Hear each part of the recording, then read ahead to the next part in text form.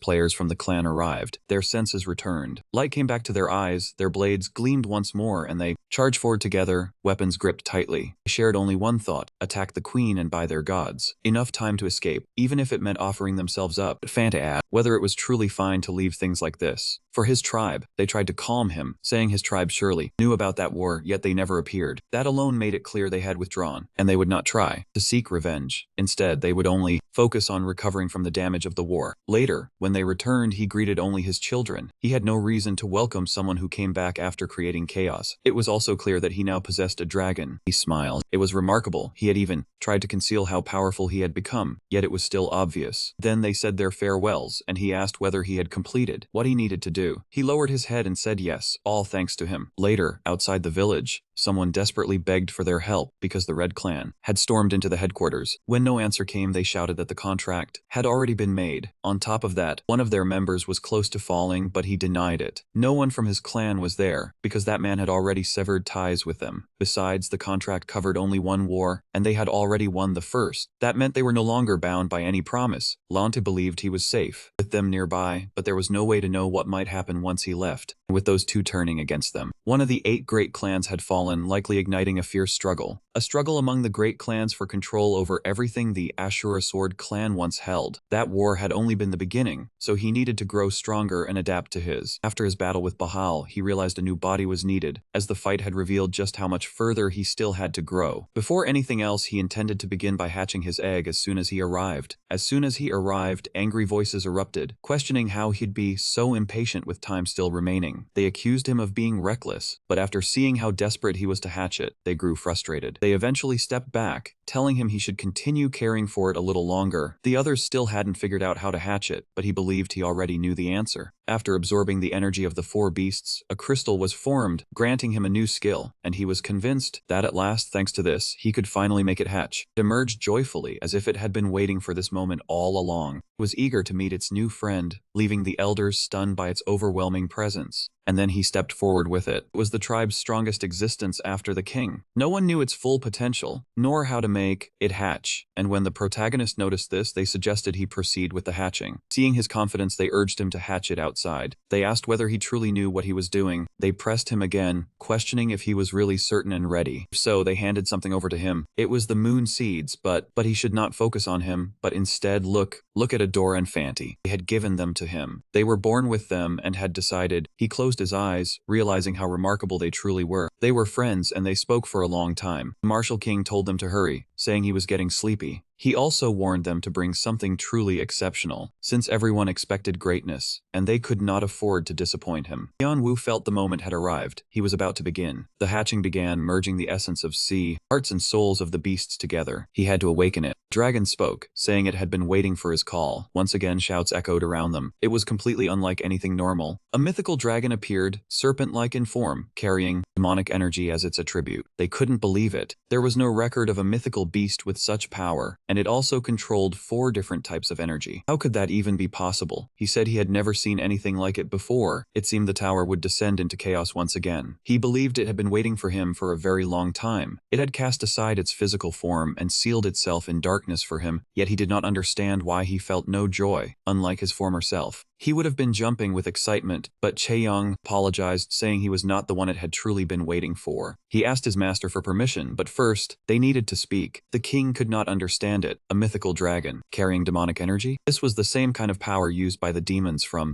the 98th floor. It could distort a person's nature and push them into obsession, making it incredibly dangerous. And it demanded to know whether he had suffered through something so terrible that he could no longer remember it. So why was he not happy? Yanwu understood. His brother had left his dragon behind before fate finally reached him, and had protected it before removing his mask. He explained that, just as he had said before, he was not the one it was searching for. He was Chaeyeon-woo, the younger brother of Chejong-woo. When it gave no reply, he apologized once more, his brother's memories, and the reason reason he had come were both tied to taking revenge on the ones who ended his life. He said he would leave it alone for a while so it could think through everything that had happened, but before he could leave, it stopped him. He was not the master it had been waiting for, but he still carried the same bloodline as him. And if he wanted to take down those people, it would support him. Then, when they admitted they wanted to bring down the tower, it burst into laughter. He was completely mad, but it liked him. To become his ally, it needed a name. Still, he would have to wait for now, since its power had only begun to recover. Then Yan-Wu gathered Fanti and Adora, because he had a major plan. He intended to seize control of the 11th floor, and he would use his beasts to evolve them into legendary beasts and take command of the floor. They would benefit too, gaining a legendary beast as an ally,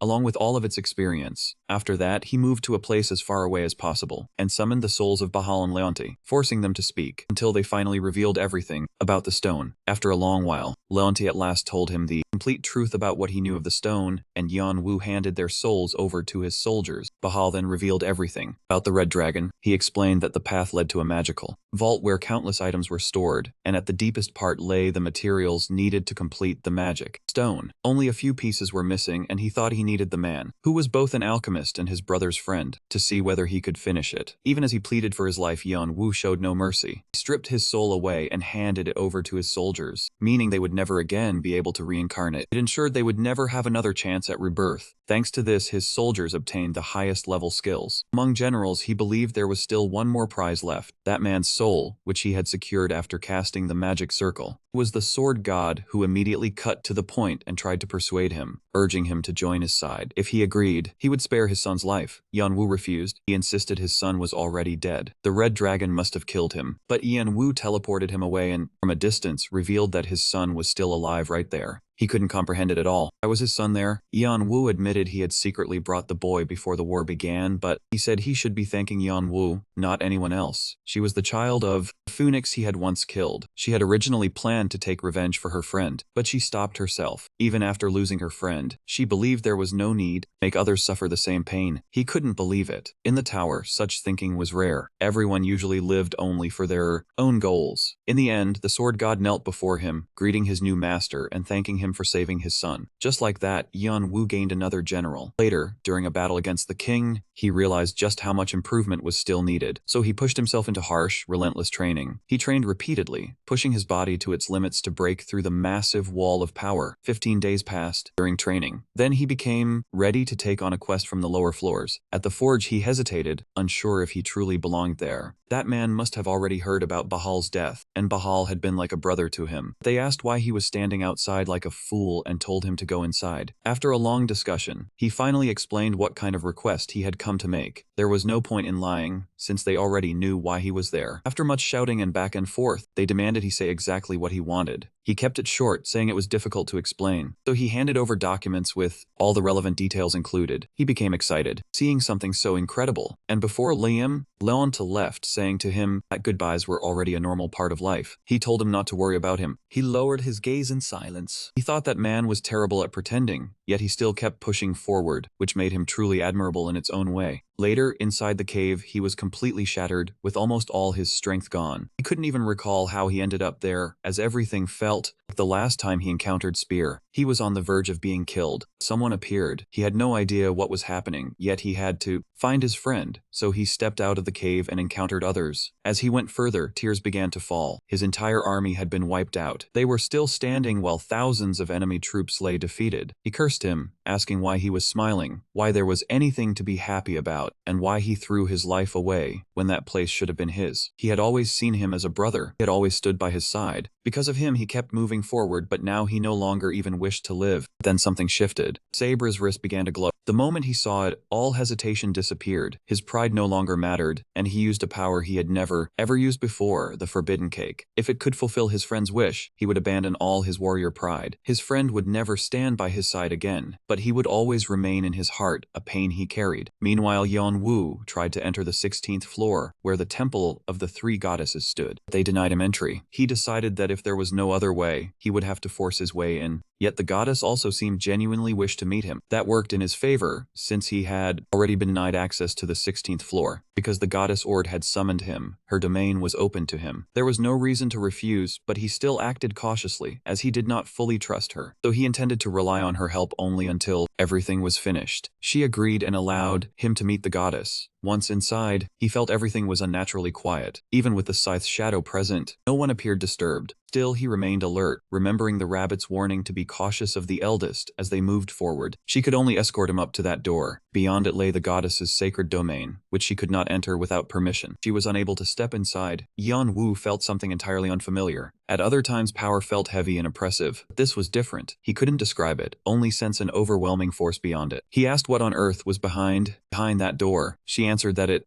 was a god, but that made no sense to him. A god should not be able to leave the 98th floor. The three Norns were only permitted to project their consciousness to the 16th floor, unwilling to remain confined on the 98th. They had chosen that limitation because they refused to stay trapped on the 98th floor permanently. She told him there was no need to worry, and that he would understand soon enough. Yan Wu stepped forward without the slightest hesitation. He wanted to see what it was, but what waited inside far exceeded anything he had imagined. The power he sensed was far beyond his expectations, overwhelming him completely. It felt as if his entire existence was being endlessly consumed. He felt like nothing more than a tiny insect. His very existence began to fade, but no, that could not happen. He refused to die there in such a pitiful way. Though weak and helpless, he had to hold back, block that force coming from outside. The voice called him a stubborn child, but said he needed to settle down. It had promised not to hurt him, and it also wanted to know who had destroyed one of its temples. Yan Wu could not understand any of it. She said many humans begged her to release them, but he was different. He carried no regret, nor any lingering attachment, yet at the same time he was falling into a distant past, blaming himself over and over. His mind was filled only with what had happened to him, his brother, and since his brother had been betrayed by his friends, it was only natural that he could not trust those around him. Betrayal always found its way back. He had to keep doubting everyone, and that stirred up memories of what he had endured during the war. His squad had already left the area. They had no time, so they abandoned him and left him to his fate. They had been friends he trusted, yet they betrayed him in the middle of the enemy camp. He had risked his life for them, only to receive betrayal in return. No one should have survived that, yet there was no chance he would die there. The bitterness of betrayal kept him alive, and survival was the only thing on his mind. No matter the cost, he encountered and defeated countless people, and at some point he cast aside his anger, resentment, and every other emotion. That was why they began calling him Cain, the emotionless monster. She laughed, saying he would never cross that abyss. He would simply become another piece in her collection. So he had to draw out the monster within himself. But the protagonist found it dull. Was that truly all there was? Was that all he amounted to? Impossible. Every player carried regret, and his was among the deepest, so he could not break free that easily. She smiled, as though her business had come to an end. She thanked him for clearing the 16th floor. Hermes mocked her. He was not meant to interfere with him, since most of those on the 98th floor were already scheming to make him their apostle. The goddess could not understand why they were protecting that man. She had been humiliated, but she refused to let matters end there. If she could not add him to her collection, then he had to be eliminated. She gave the order to her elf to consume him. But at that very moment, the connection between God and the apostle was severed. Erd had not even noticed the shadow, as Jahan's lingering power filled the entire space. That mistake sent a wave of unbearable pain through her entire body. Soldiers had already begun attacking Jahan, turning it into a holy war. He found the situation dull and decided they should at least speak their final words. He was informed that all of them had already been killed. Even so, they complained it had been too boring. He calmed them, saying stronger opponents would appear later, blaming himself for making them this powerful without even needing to draw his sword. His soldiers understood their master's strength, but they still wondered how he had broken free from Erd's chains, especially since all humans were supposed to be bound by their own memories. He thought about it. He believed his past had made him trust no one, turning him into someone truly cruel. Now things had changed. Remembering his brother's words, he knew he could not let his brother see such a disgraceful version of himself, so he moved on. Reaching the 20th floor, the trial felt too easy for him since it only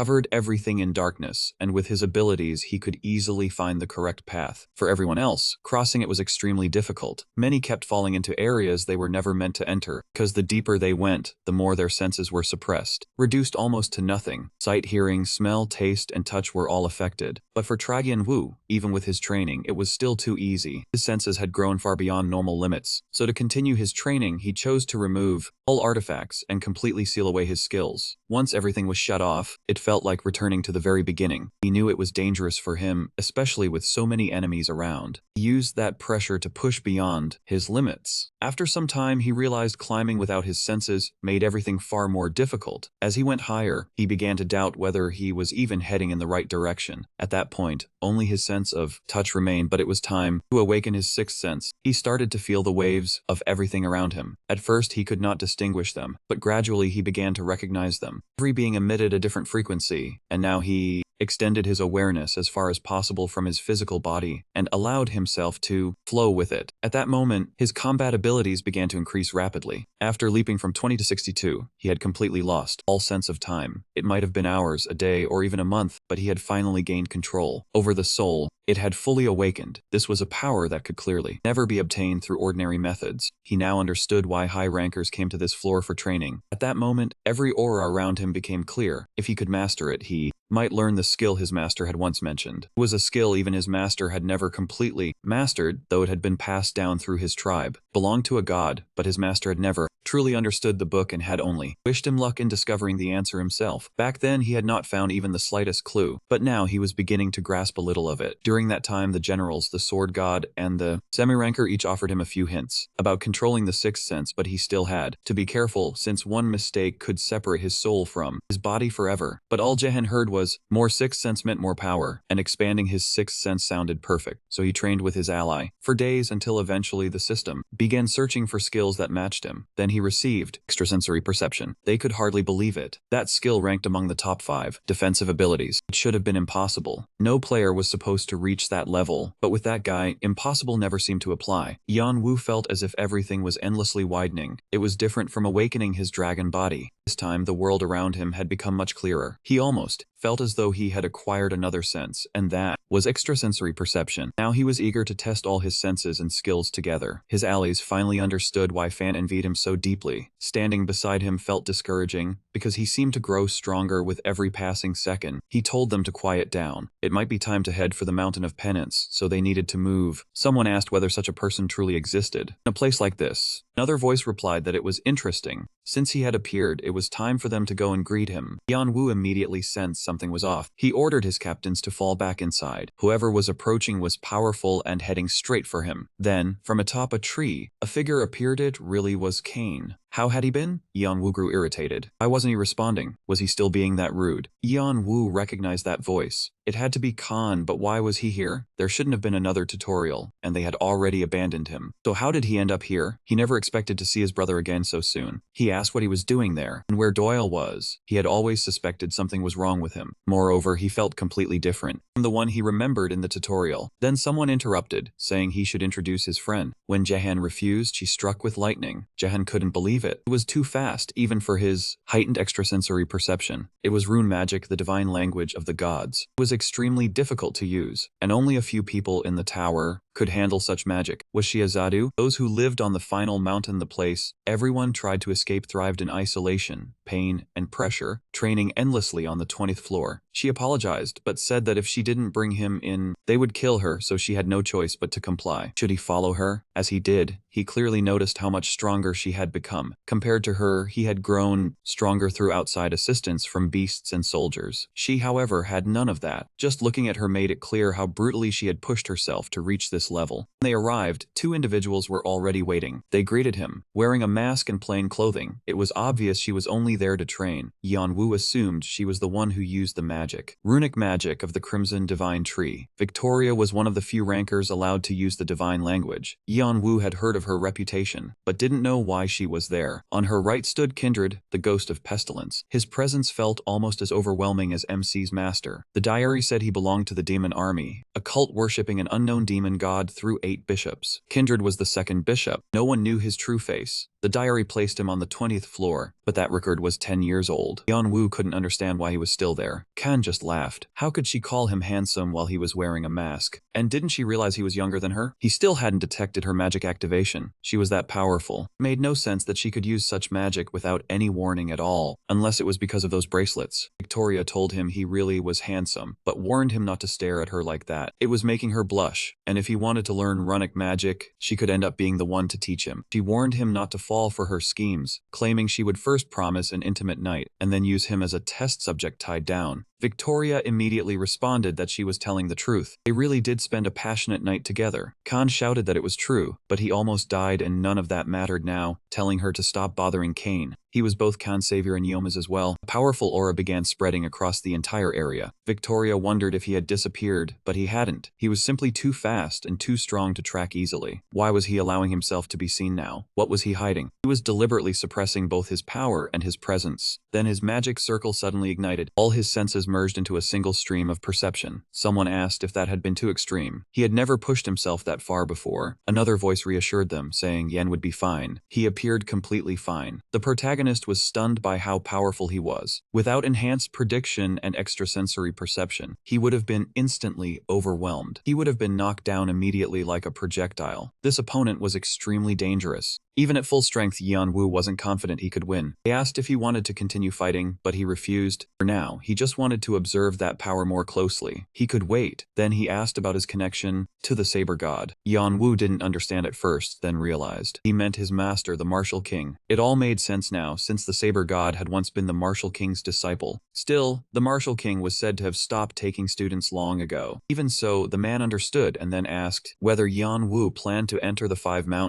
mountains of penitence. If so, he should follow Khan. Victoria cursed, upset that they had destroyed her entire garden. They then showed Yan Wu to his new room. Kan commented, those two could be harsh, but they weren't bad people. As long as the protagonist didn't provoke them, they would help and offer useful guidance. Later, they spoke about their lives until he asked where Doyle was. Kan clarified she wasn't there. They had separated some time ago. She told Yan Wu not to ask about her anymore. He found that difficult to believe. They had seemed very close before, but it was ultimately their matter, not his. Still, he was certain he would meet Doyle again. She was both intelligent and strong. Khan was relieved, since no one usually passed those two's tests. Now that Yanwal had, Khan was no longer considered a rookie. The protagonist had become even more mysterious than before, gaining much here. But Khan believed Yan Wu would gain even more in the future. He also hoped they would be able to fight each other again someday. After that, Yan Wu focused entirely on training, trying to awaken and control his draconic power while merging it with the Yai sword and the technique his master had given him. The soldiers believed he was not making any real progress, but he was convinced he could succeed within 3 days. Then he slipped into total darkness until someone kept calling him again and again, then began scolding him. Everyone sighed in relief, saying he might have died if he had remained that way any longer. So why had he continued for an entire month? They wanted to know what he had managed to learn, but when it seemed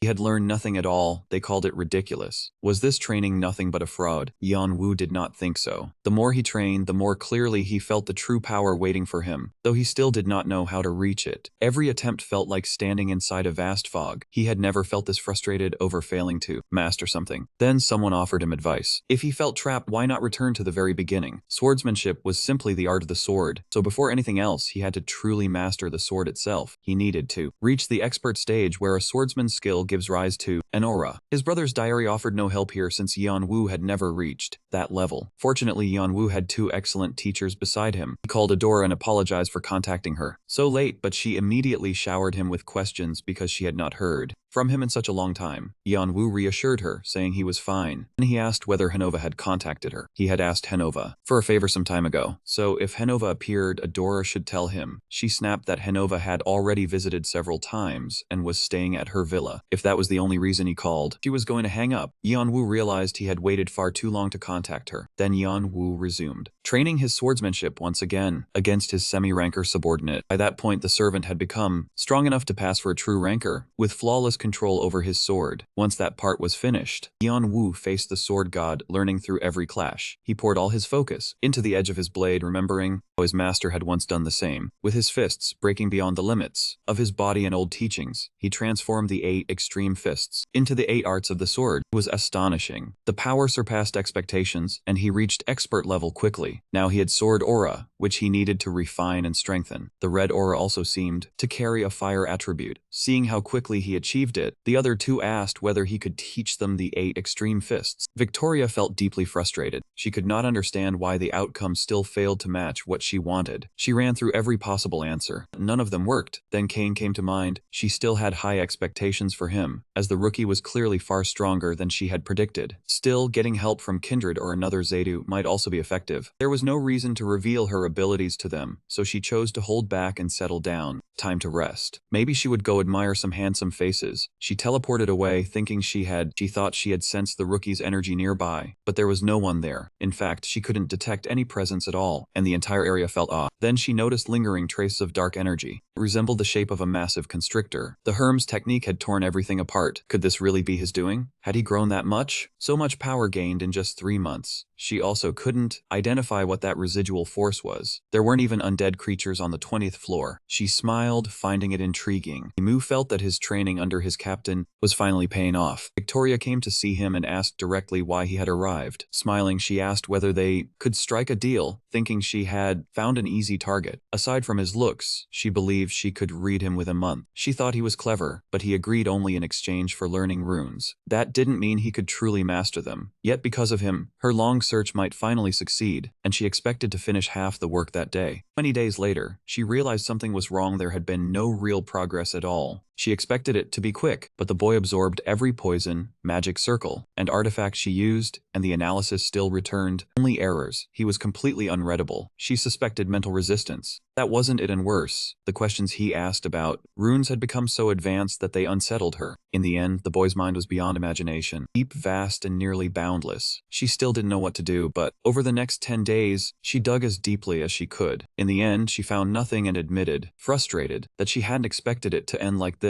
When Yan Wu returned to his HUD, he immediately summoned his captains and asked the witch whether she still remembered the magic rune. If so, could it be combined with Blink? He wanted to enhance his magic, speed, and strength. She said it was possible, but Blink was different from normal magic. The pain would be beyond anything he could imagine. Yan Wu told her to proceed. He needed to stay focused, so a month of effort would not be wasted. Better slow and steady. She agreed, but reminded him again that she had warned him. He also must not lose consciousness, or the process would fail. Then it began. Since runic magic normally flows through bones, and he didn't naturally possess it, they would carve the runes deep into his body. The soldiers thought he had completely lost his mind, engraving magic runes into his own body. It would have to hurt more than anything he had ever endured. They could only imagine it. But if he managed to endure, he might rise to a level far beyond anything they could comprehend. Another 3 months went by, and Yan Wu realized he had stayed far longer than intended. He had matters to settle, so it was time to return. Still, before leaving, he wanted to test his newly gained powers in combat. When he activated Vigrid, he felt this was the perfect moment to begin. Then he realized it was far greater than he had expected. His companions came out to ask what was happening, but someone else was approaching. The newcomer asked whether Yan Wu had caused all this with only his aura, then cursed, saying someone like him performed beyond all reasonable limits. Then he asked if the protagonist was already leaving this floor. MC said no, feeling they had not spent enough time together yet, especially since he believed Khan had been avoiding him because of Doyle. Khan said he would be honest. Something major had happened not long ago. Someone had died. As for Victoria, 2 people arrived and immediately asked whether the report about Kindred was true. There was no way he should have fallen on a floor like the 20th. Victoria said it had been a long time since she had seen Dark Sword and House God, but this matter could not be treated lightly. Khan cursed, saying they had arrived far too late. Yan Wu recognized them. The man was Saluna, a vampire swordsman, while the woman was Rebecca, a high ranker. Could sense their hostility, but the man's hostility was especially clear. They were invited to come inside, and she explained that even she did not know exactly what had happened. She only knew she had gone on a mission, and she was giving her report right then. They could barely believe it. Could something like that truly happen? Yu Jihen wondered whether the Mihu King was real. The mission was connected to Su Wukong. To other divine beings, the Mihu King was unusual, a stone monkey who had become a god. After gaining many powers and reaching enlightenment, he found nothing that satisfied him and wandered the heavens. Later, he was sealed, battled demons as atonement, and was finally reborn as a divine being. Very few figures in any myth reached that level. Yan Wu had heard his fame was enormous, especially in a tower filled with people pursuing godhood, but a mission that important on the 20th floor felt strange. The tower would not lie about such a mission, yet something seemed wrong. Rumors had long claimed the 20th floor had been tied to the Mihu King for ages. Those mountains had been known as the 5 elements, and he carried the golden cudgel, the sacred weapon the Mihu King had taken from the Dragon Kings. Shaheen had no idea what would happen once those rumors began spreading. A deity was no ordinary being. He had risen from a normal human into someone who possessed the power of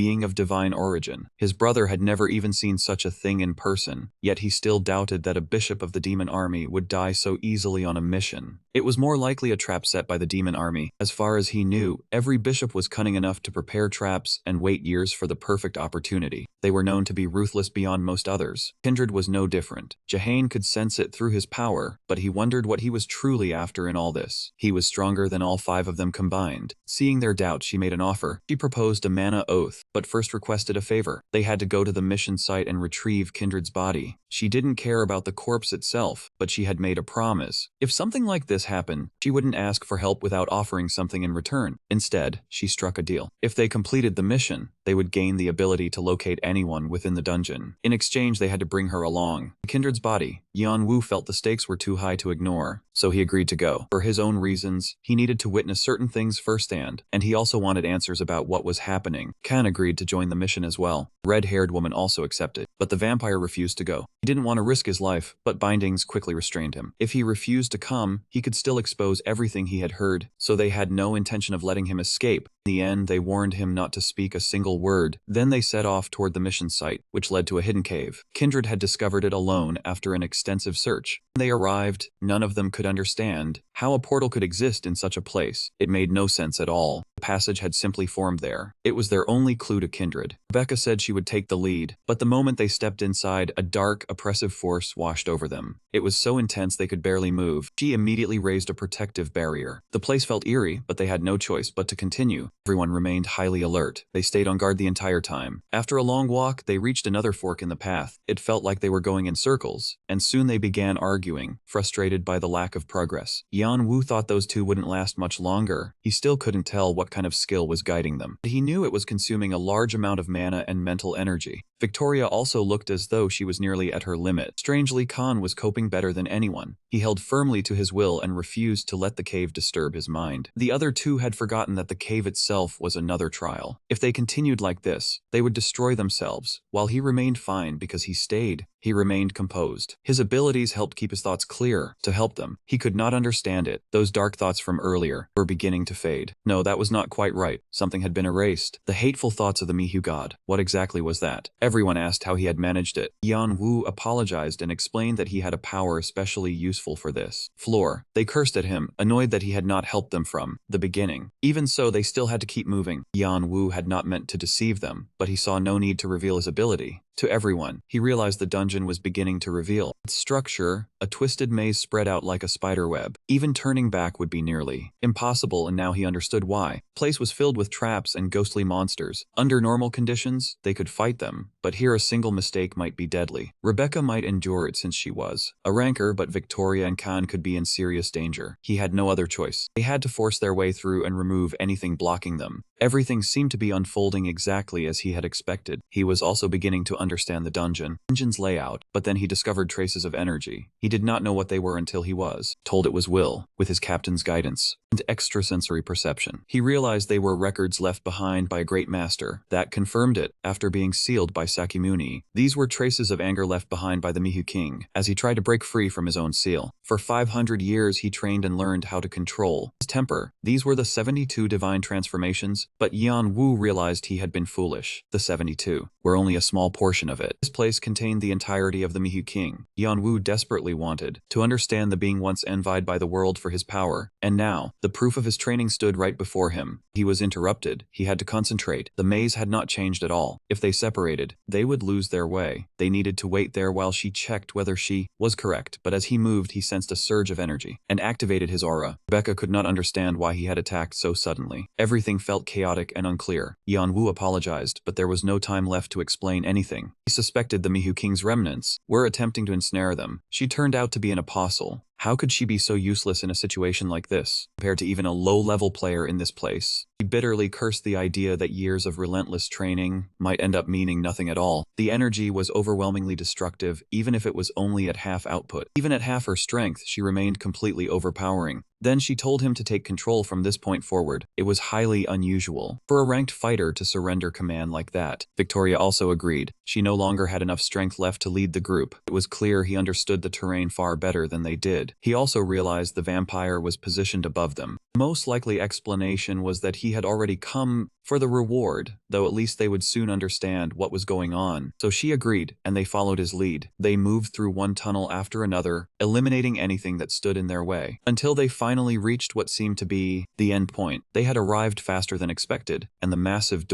gate was enormous, and he immediately recognized the inscription on it. At that moment, everyone realized this was the final fragment of the Miju King's legacy. So such a being had truly existed, but Victoria warned they could not open the door, as it was made of legendary iron capable of sealing away gods and demons. They attacked it with everything they had, yet it did not budge at all. Yan Wu understood that if brute force failed, then Kindred must have entered through another route. He needed to uncover how, and when he then leaned lightly against it. A faint light appeared, almost as if it were shy or embarrassed. Yan Wu told them they should proceed inside. The interior was enormous, and the most striking sight was a group of giant stone monkey statues. Suddenly someone shouted. Kindred was there, and inscriptions carved into the stone depicted the Miju King's 72 divine transformations. Tom believed they had found it. If he obtained them, then something might change, but the vampire suddenly appeared. He claimed the relics belonged to him. Then another voice ordered them not to interfere with their lord's slumber. Yan Wu realized they had all been wrong. It was never the Miju King speaking at all. It had always been his servants acting on his behalf. They proclaimed that anyone who disturbed their king's eternal slumber would be killed. No matter what they tried, the statues would not break. Pan decided he had to block their path. Using the skill cry, Yan Wu shouted that he had discovered their core, the place where the king's will had taken root. They needed to strike the marked points. They had never expected the statues to possess a weakness. But if there was one, it gave them a real opportunity. Victoria said this was insane and admitted she was out of mana. Then the vampire appeared, thanking them for everything they had done. Told them to handle the rest from here. Yan Wu thought that if that man was here, the demon army was likely waiting outside. They had to stay cautious. When Victoria saw the body, she froze. Was it some kind of doll? Yan Wu couldn't believe the mission could be this simple, but he had already uncovered part of it. The 72 divine transformations were the key. If the first trial tested their basic abilities, then the second was meant to prove they were worthy to serve the Miju King, while the giant statues on both sides acted as judges. The only thing he still didn't understand was the fake body, but something still felt wrong. He heard Victoria shouting for him to get out. He couldn't see anything through the chaos. Rebecca was blasted away by an attack. It came straight toward him. For a moment, he thought his arms might break as they trembled violently. The enemy was fast, strong, and heavy. Rebecca was in critical condition, and the remaining statues were beginning to move as well. He needed an answer quickly. There had to be one. What would prove them worthy heirs of Miju King? Or was it fear? He shouted for everyone to bow down. Fallen cursed. Was that really it? Just showing respect to a king? Victoria was crying. She had risked her life. He tried to heal her, but the light in her eyes was fading. Dion was determined to inherit Mihai's legacy. To do that, he needed to obtain the golden cudgel. But before anything else, he could not let anyone interfere again. So he formed a plan. They had to reach the door on the count of 3, 2, 1, and then he summoned Shannon. After that, he ordered Shannon to throw him upward. This drew the giant monkey's attention toward him. He tried to slip away, but when they left him no chance to escape, he activated several artifacts and barely managed to protect himself. His companions thought they had reached the door, and he should have followed them, but Yan Wu told them they would meet later, while drawing celestial sword. From this point on, there was no longer any need to conceal his strength. Damn it, he had closed the door. That fool. He was always like this, saving everyone else before thinking of himself. He activated his 5 senses once more. Those 6 months of training had clearly not gone to waste. He could sense that his extrasensory perception had become even sharper than before. He could clearly read the wavelengths, and it had grown far more powerful. Just like the old Yan Wu, he activated every skill he had, including the legendary shield, while summoning his army of darkness and drawing out his full strength.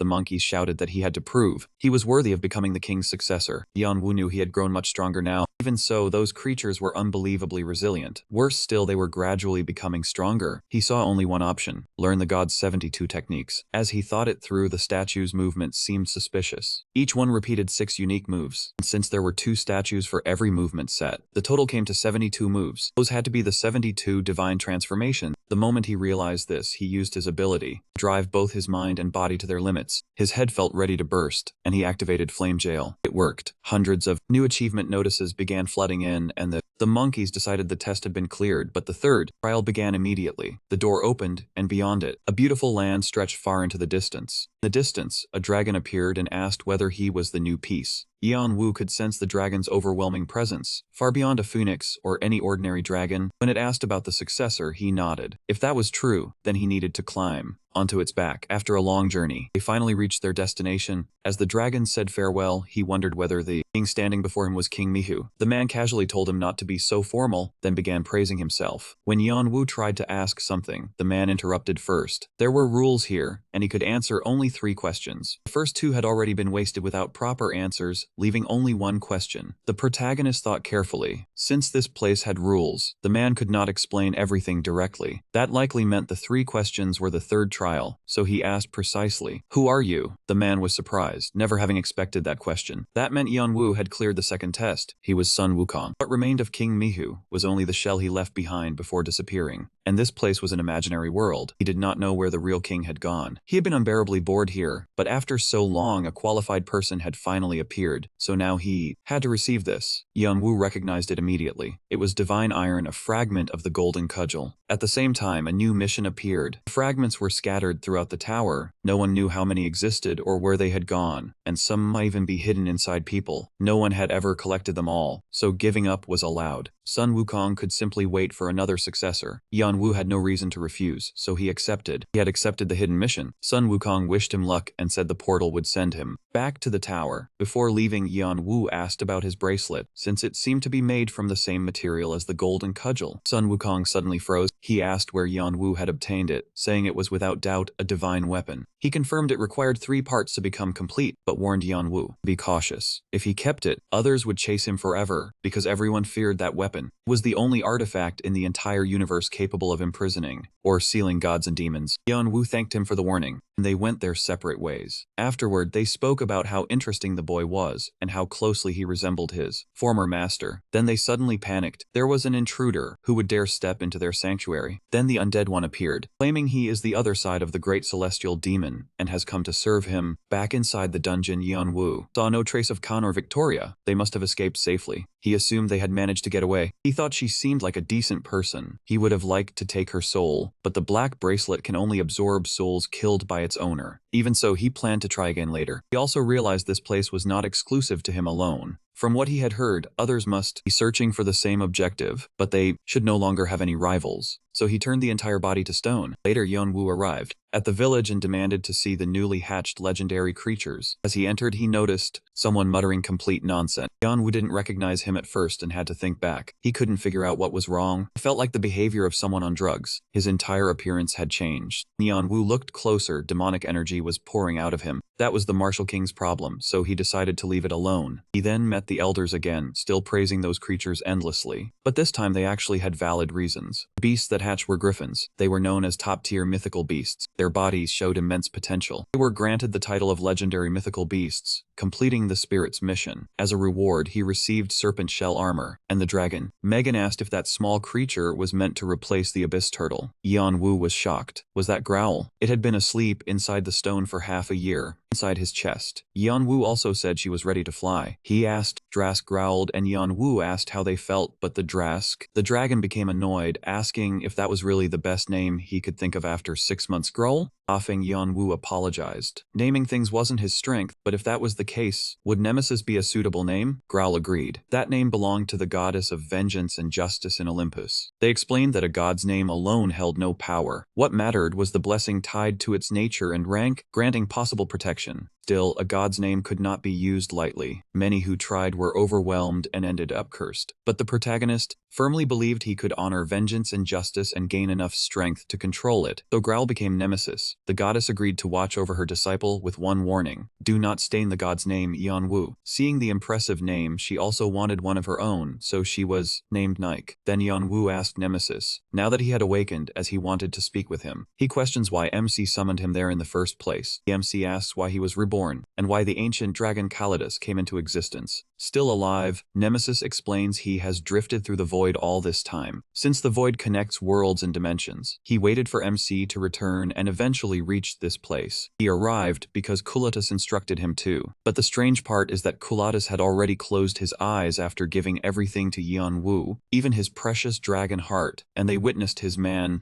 faded away. Yet when Nemesis was on the verge of death at the clan's hands, he heard Kulatus's voice, someone who should have been gone, telling him to wait because that child would return. And it did happen exactly as said. Recalling it all, the protagonist begins to wonder who returned his brother's body to Earth. Could it have been Kulatus? And if so, where is he now? He suspects Kulatus might be on the 50th floor, the place where he died, possibly still waiting there. The issue is that MC is not yet strong enough to reach it. He also needs to have his name added to the Hall of Fame, which means he must climb again, starting from floor 21. After teleporting, he arrives at the Shadow Training Hall on the 21st floor. He is stunned by the sheer scale of the building. Inside, there are five doors numbered 1 to 5. The lower the number, the higher the difficulty. Once he enters a door, he must continue through 33 sections without stopping. The only objective is to destroy shadow alter egos in every section. Each alter ego carries the skills and combat instincts of previously recorded players. In the Hall of Fame, only top-tier players are recorded. Here, challengers can repeatedly attempt the same stage. For most players, this stage is a nightmare. People consider this stage a nightmare. When he checks the rankings, the Martial King is ranked 2nd and his brother is 4th. For the first time, his brother is not in 1st place, so Yeonwoo decides to investigate further. As he understands it, on this floor he will eventually have to face his own illusion on floor 20. He notices his brother is in 2nd place, but once he enters now, that ranking will drop. 3rd place, sparking a pointless competition over superiority. Even so, he wishes him well, says he must do everything he can to secure 1st place. Yeonwoo admits that back then, even he couldn't defeat the person who was 1st. Yeonwoo begins to wonder who that individual was, and then he heads toward floor 21. At first, he decides to visit his friend and apologize for making him wait for such a long time. Yeonwoo lets out a laugh. People are shouting over each other, trying to buy a weapon. It is an auction. One person begs his master to stop, claiming that the sword belongs to him. Another person makes the same desperate plea. After observing the bidding war, Yeonwoo offers $500,000, shocking everyone. It is already a huge amount, but someone raises it to $600,000. Then Yeonwoo bids $1 million for the entire set. The swords make the dwarf extremely angry. The dwarf hurls them toward him. But the moment Yeonwoo sees the sword, he was stunned. It was an extraordinary weapon, a double-ranked item. There was no way something like this could have been crafted overnight. On top of that, every single item was brand new, freshly made and flawless. It was clear the dwarf had not rested for even a moment during that time. Yeonwoo apologized for not keeping his promise to meet him sooner, but the dwarf reassured him. He was fine. He simply did not want to lose anyone again. The protagonist had to remember that. Then MC said he had brought excellent materials and wanted to ask for his help once more. He had earned many valuable rewards on the 20th floor and wanted to upgrade all his equipment. Nova said he could never refuse someone who had believed in his talent from the beginning. That trust meant far too much to him. Still, he warned Yeonwoo that he would only assist him, and if he caught him slacking, he would hit him with that hammer. 20 days passed like that. Hanova's magic armor was finally finished. He brightened the moment he saw it, but Hanova slapped his hand away, asking how he dared touch it when he still had work to do. Wait a moment, Yeonwoo would remember his brother's words. That made him feel odd, since birthdays had never been celebrated there. So he gave Hanova Hell's tears as his first birthday gift. The protagonist could hardly believe Hanova still possessed them. Hell's tears had vanished from the world, and she was the last giant. She was so mighty that she was called the mother of the underworld, and her tears were top-grade items. Hanova infused those tears into the armor,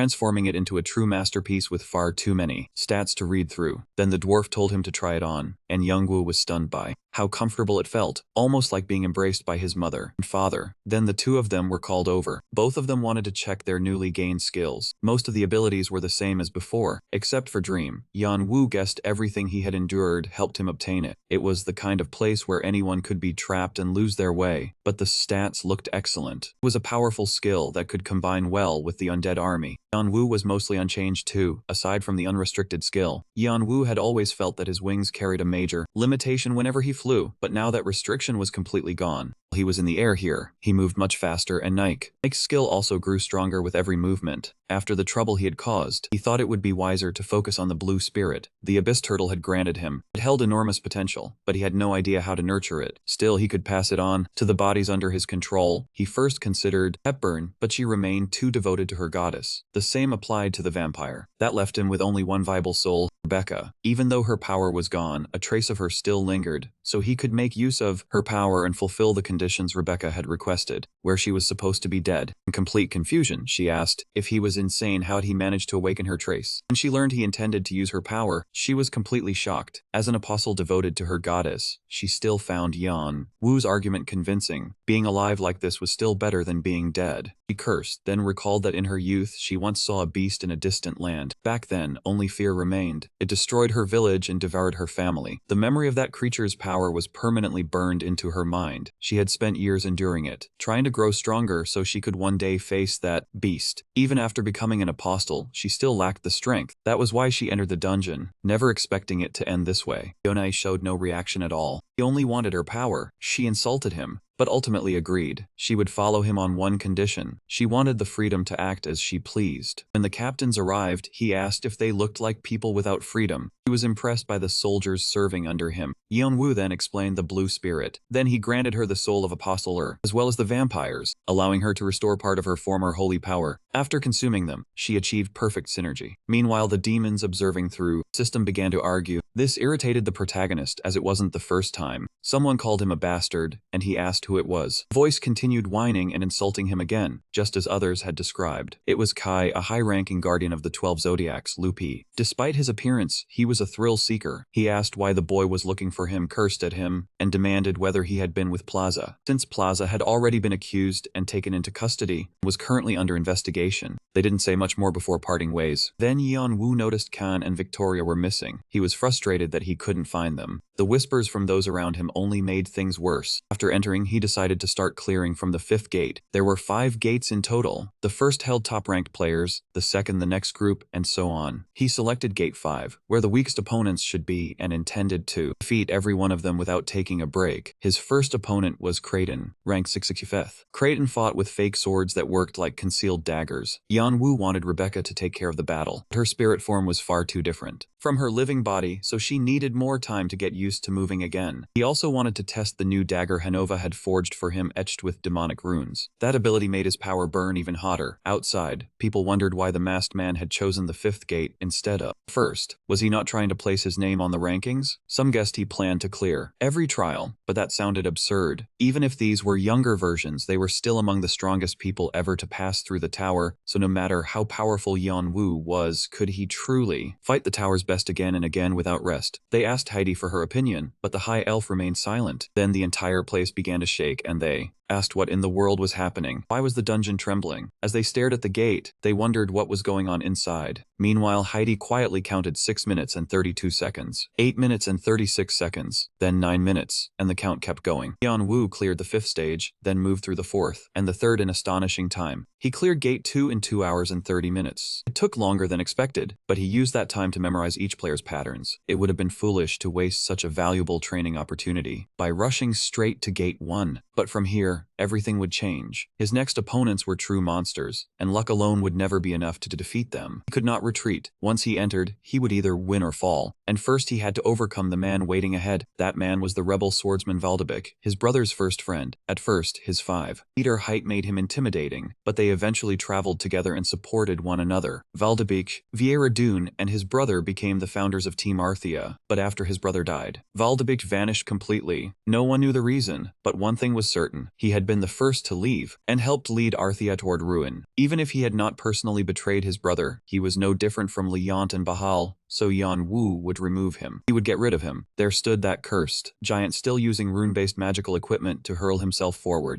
Yeonwoo met him with his enhanced dagger and released a burst of power. Meanwhile, the god of Bo kept frantically searching for information about the stone, but even after 6 months he found nothing. He kept thinking about Cain, though it seemed impossible for such a low-level player to be involved in something like that. Then, During his investigation, he discovered Hanova, who had become one of the top 5 blacksmiths in the tower. As for Yanwu, he moved into the Tui. The 21st section, after the 23rd, he faced the first tail of the 9, then the second bishop of the army of kindred, and now he stood against the god of saber, his master's first disciple. Even though that man was known as a genius, he no longer had any real chance against Yan Wu. The people in the lobby couldn't believe it. It was unbelievable. He had only recently been at gate 15, yet now he had already reached gate 8. They wondered whether he could achieve first place, but it seemed nearly impossible. First place belonged to Bevizbat, the unbreakable wall that no one could overcome. They asked Heidi again for her opinion, but she apologized and said she couldn't comment. Still, she activated her vision to observe. Meanwhile, Yeonwoo arrived at his next opponent. At the 11th gate, it was Nocturne. He didn't recognize him, and his brother had never mentioned him, but the energy around him felt strange. It felt very similar to his master's. Looking back, his master had once mentioned a third disciple, so this had to be his master's second disciple. Ilmu could tell he was strong, sensing traces of the 8 extreme fists mixed with another unknown force. Even so, MC apologized as he had to move on to the next floor. After a few minutes, he began to feel that this was unfair. His opponent was some kind of dragon-like being. The opponent turned out to be the Summer Queen. Compared to the one he remembered, she was much smaller, weaker though still dangerous. Then came the next trial and he had to push his way through. Gate number 4 began. Because of his strong performance and clear timing, he was given a few minutes to recover when he saw the shadow it truly was his brother. The dragon asked if he was alright, and although Yeon Woo knew it was only an illusion, he still apologized. All this time he had believed his brother abandoned him and disappeared somewhere, though he had hated him for it. The same thing happened when he went to Korea. No one cared about him there. He lived as if his life had no meaning, almost as though he were searching for a place to die. The only reason he kept going was his mother's request that he protect his brother no matter what. Dragon asked if he had settled his emotions. Yeon Woo apologized again, thinking his brother must have been shaken as well. The dragon asked if he truly believed he could win. If it was too difficult, he should ask for help. He responded with one single conviction. He had never lost to his brother. Then the countdown ended, and the trial began. His brother released a surge of power as he spread his sky wings. Yeon Woo thought losing now would be far too humiliating, especially after what Nemesis had said. Nemesis seemed to understand. Even without siblings, he grasped it a little and would not want to lose to that white dragon either. Dragons attacked in the same way the brothers had. Even so, Yeon Woo felt that his own dragon stood on an entirely different level. Still, he had to win, no matter what. The protagonist activated Cheer Up boost as he tried to deliver a second blow. His brother activated Dragon Eyes. He avoided the strike and moved into open space. Yeon Woo was in danger. That was chaotic bombardment. He used his magic rune to appear behind him. MC thought he had dealt a solid hit, but his brother would recover quickly. He could not give him time to heal, so he pushed forward with the 8 extreme fists. The only thing troubling him was that sword, a masterpiece even greater than Vigrid, and now he noticed something else. His brother was reading his attacks more accurately each time. If this continued, he would no longer be able to counter, and he could not allow even the smallest opening in his attack. Suddenly, his brother pulled back and Yeon Woo wondered what he was planning. Then he raised a wall of flames to block any unexpected assault. It had no effect on him at all, and hundreds of bolts came crashing down. Wave of Light was a skill that combined lightning and magic power, triggering explosions in every direction. Yeon Woo could hardly believe his brother had been this powerful on the 20th floor, but that technique clearly harmed its user as well. He had done it. His younger brother would never fight like that. Was he copying him? When they were young, he had always charged ahead first, and his brother was the one who handled the aftermath, scolding him until he finally learned to think first. Now his brother was acting like him, but this was no time to be sentimental. He had to stay focused. The next strike would be overwhelming. Its power was terrifying, and he had no certain way to block it.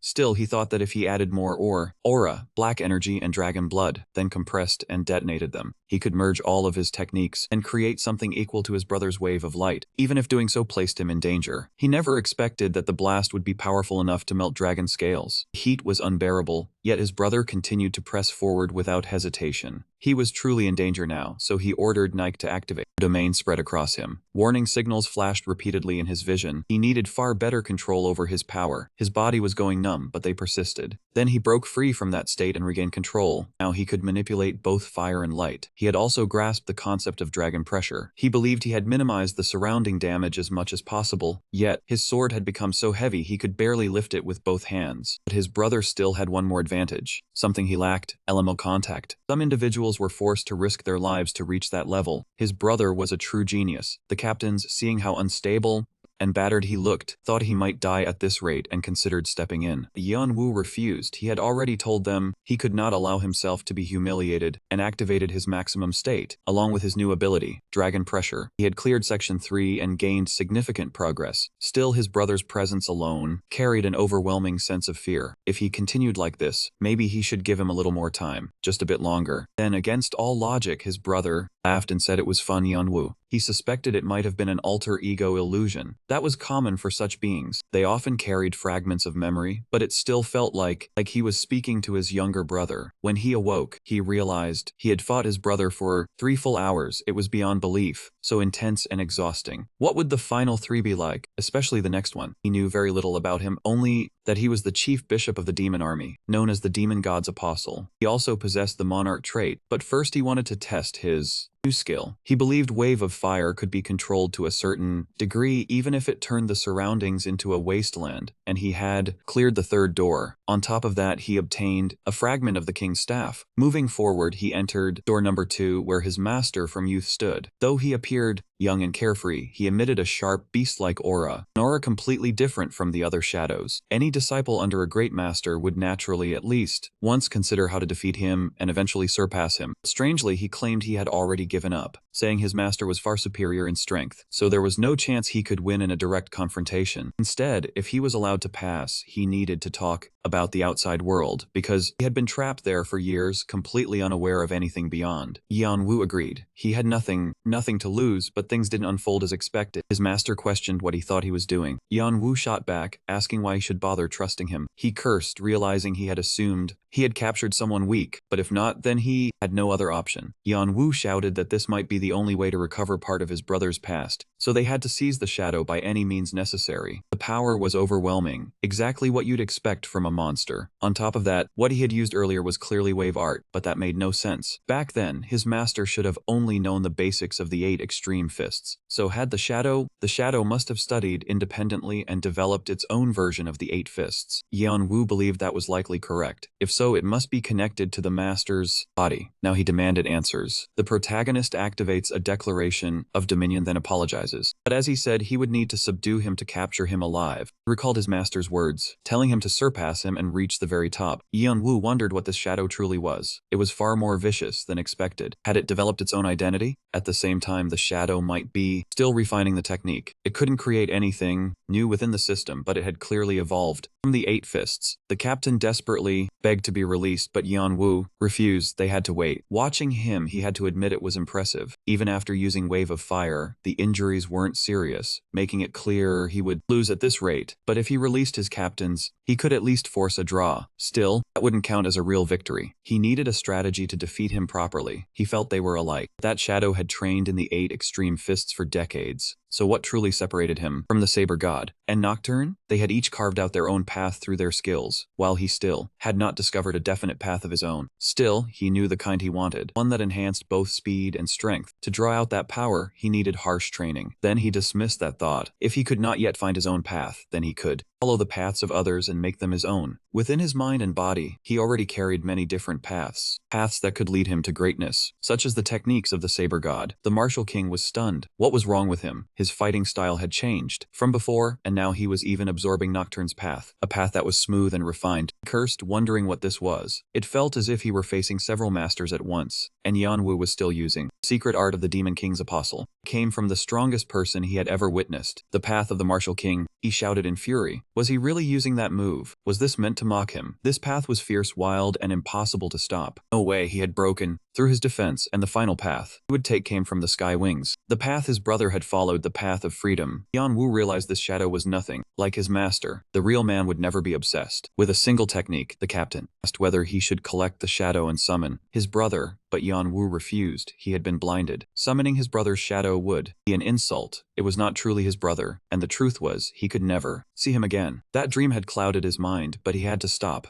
losing focus and move forward. The tower then informed him that the first door was beginning. Yeonwoo was eager to meet the one called All for One, but the tower announced that the simulation of Bifrost had been removed for unknown reasons. That meant he had cleared every trial. Meanwhile, someone arrived at Henova's forge. Just as the rankings updated, the dwarf realized he had truly taken first place, then wondered who was calling him. Even the bow god found the entire situation odd. Henova's shop should have been in ruins after Arta's downfall. His disciple had supposedly died, and yet instead of mourning, he was smiling. Then someone asked who that man was. He disliked the man's appearance and decided to follow him. He cursed under his breath, saying he would deal with him later. He ordered that he be questioned first, demanding answers from him. He even promised to spare his life, but the man refused, not foolish enough to believe him. The saber god felt it might have worked, but he preferred to handle it the hard way instead, letting them enjoy the meal of memories while they uncovered that Cain was the true mastermind behind the war. Hearing this, he felt things were about to become far more interesting. As for the protagonist, he was now facing the 21st floor. While attacking, he wondered why the being known as All for One had been erased from the system's shadows. What did that even mean? He then cleared the 22nd floor as well, gaining additional achievements. Even Poseidon watched him with interest, considering making him an apostle. But for now, he had no intention of making any deals. He discovered that Brahm was hiding on the 23rd floor. So he headed there, and the 23rd floor trial began. It was a land called Hell, known for its harsh terrain and deadly monsters. The demon tribe lived there, beings that had evolved from trees. On that floor, he needed to obtain the purple devil flower and the ceratopsian dinosaur from Lake Roy. But first, he had to find that man. Meanwhile, as he searched, his spirits enjoyed the environment and continued growing stronger. After a long search, he finally reached the place he had heard about. The Elohim, one of the 8 clans, a group of transformed beings. Only those with powerful bloodlines or high transcendence could join. But why were they there? He knew they had no connection with Brahm. You might be wondering who Brahm is. He wasn't sure either, but the truth would soon be revealed. Looking closer, he noticed the elder of the Elohim, a former member of Artia. So why was he here? And there was someone else, Galliard. He recognized him. Galliard was Brahm's friend. Was he trying to stop those Elohim from finding him? Then he noticed an arrow, and they shouted out. They realized it was an ambush from the treetops and had to capture him. What a fool. They thought they already had him. But he disappeared and reappeared behind them. Then Helheim shot arrows of light to defend his companions. Galliard wondered whether the shield Brahm had given him could endure that attack. Seeing that strength amazed him, but he knew his opponent was a martial arts master. Benjiel appeared, cutting through all the disciples. Yeonwoo said he would explain later, but they had to leave immediately. Helheim had lost control, that bastard. Later, they reached a safe place. Galliard noticed how much Yeonwoo had changed and asked how he had known he was there, but MC said it was only a coincidence. He had been searching for Brahm to ask him a favor. Galliard did not think he was lying, yet he still could not fully trust him. Then a message arrived saying Brahm wanted to know why he carried the scent of a dragon. Yeonwoo thought the dragon blessing should have remained hidden. If the dragon was outside, how had Brahm noticed it when even Summer Queen had not? So he pretended not to understand and said he had no idea what Brahm meant. Galliard told him to follow, since the master of the house wished to meet him. As they walked, a concealed path opened through the illusion barrier. Galliard warned him to think it over carefully, because under the current circumstances, he would have to remain there for some time. If he disliked that, he should leave now. Cheonwoo asked if they were protecting something connected to Helheim's target, wondering what could be so important that they built a barrier around it. It must have required an enormous amount of resources and mana. When they arrived, he began wondering what was truly happening. This was the man who took pride in being expelled from Elohim, the one who had always pursued freedom. God Brahma, who had descended from the heavens. Within him stood a human dragon, being born from both dragon and human blood, surpassing the limits of either race. After the ancient dragon Kaladas died, and the last true dragons disappeared, only 3 people in the tower were linked to dragons. Summer Queen, who was half human, and half dragon Ananta, and her brother, the successor of the ancient dragon. Ananta had vanished for unknown reasons. Cheonwoo did not know why, though her brother apparently did. Could this girl be Ananta's daughter? Brahm asked whether he knew Ananta. Cheonwoo said he had only figured it out. Summer Queen refused to have children, and the sky wings were gone, so Ananta was the only remaining answer. If that was why Helheim hunted them and they still allowed him inside, then Brahm must want a deal. Brahm agreed, but first he needed to know whether Yeonwoo deserved it, so he told him to explain. He wonders who he truly belongs to, then activates his dragon power. The skill and displayed figures suggest the answer should be sufficient. Brahm agrees and instructs him to follow along. He asks how he ended up taking responsibility for Ananta's daughter. It doesn't make sense to him, since a man like this, Strick didn't even save his own brother when he was dying. Brahm simply explains it was part of a deal with Ananta. She then asks